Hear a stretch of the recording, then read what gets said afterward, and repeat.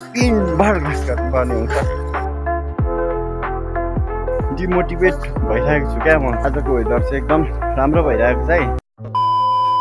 So hello and namaste, welcome अनि welcome back to my YouTube channel. I hope सबैजना सन्चै हुनुहुन्छ होला। म पनि एकदम सन्चै नै छु। अनि आज पनि न्यू ब्लगको साथमा आइसकेको छु म, बान्ता ब्लग। आजको भिडियो के कस्तो हुनेछ भनेर त हजुरहरूले थम्बनेल र टाइटलबाट पनि थाहा पाइसक्नुभयो होला। सो आज हामी जाँदैछौँ दसैँको लागि, टिकाको लागि घाँस पुऱ्याउनुको लागि। आज चाहिँ दिनभर घाँस काट्नुपर्ने हुन्छ। सो घाँस काट्नुको लागि जाँदैछौँ साइली र म। अनि हामी आइसकेको छौँ बेसी। साइली, के भन्नु छ दसैँको बारेमा तिमीलाई? यस्तो लजाउती क्यामेरा भनेपछि त यिनीहरू त सकिगयो नि, लाजले भुतुक्क हुन्छ। सो गाइज, अहिले चाहिँ हामी घाँस काट्ने ठाउँमा आइसकेको छौँ बारीमा। अनि यो ब्याकग्राउन्डको घाँसहरू चाहिँ काट्नुपर्ने हुन्छ। नानाले चाहिँ घाँस काट्नु थालिसक्यो। अब म पनि फोनलाई चाहिँ यहाँनिर राखेर घाँस काट्नुपर्ने हुन्छ। सो भिडियोलाई पुरै हेरेर साथ दिनु होला है त।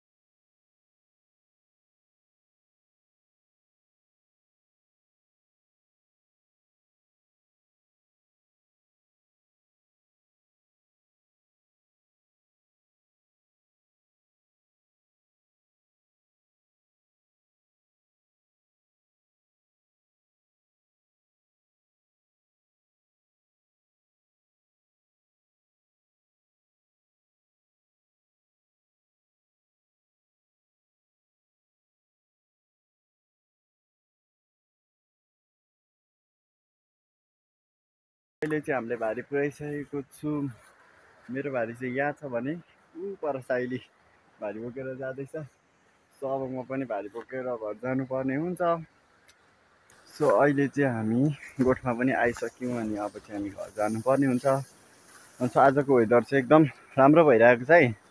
घाम पनि धेरै छैन, घरिघरि घाम धेरै लाग्दैछ। अनि त्यही हो, कत्रो सामा यहाँ साइलीले सामा उखालिरहेको छ। अनि वेदर चाहिँ त्यो राम्रो भइरहेछ आज। जाउँ ल। अनि त्यही हो साथीहरू, भिडियोलाई पुरा हेर्दै गर्नु होला होइन। सो आजको चाहिँ दिनभरिको ब्लग आउनेछ। अनि त्यही हो, मेरो त के भएर साथीहरू भ्युज नै घट्यो क्या। मतलब भ्युज नै जानै छोड्यो। पहिला त 200-300 भ्युजहरू त आइरहेको हुन्थ्यो, त्यति पनि आउँथ्यो होइन। अहिले त के भयो पनि, गाउँ आएर भिडियो बनाउनु थालेदेखि त मेरो त भ्युज डाउन पुरै। 30 पनि भ्युज क्रस भएको छैन क्या हिजोको भिडियोमा।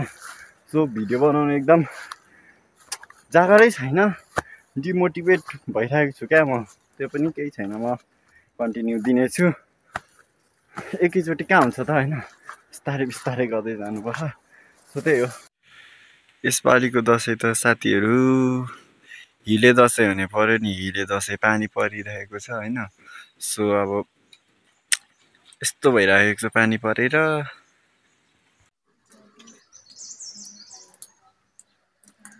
सो गाइज, म चाहिँ ब्लग एन्ड गर्नुको लागि आएको। अनि यसपालिको दसैँमा त पानी परेरै जाने रहेछ।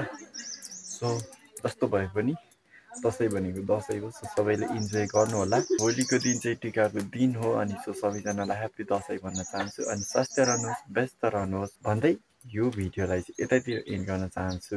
Thanks for watching.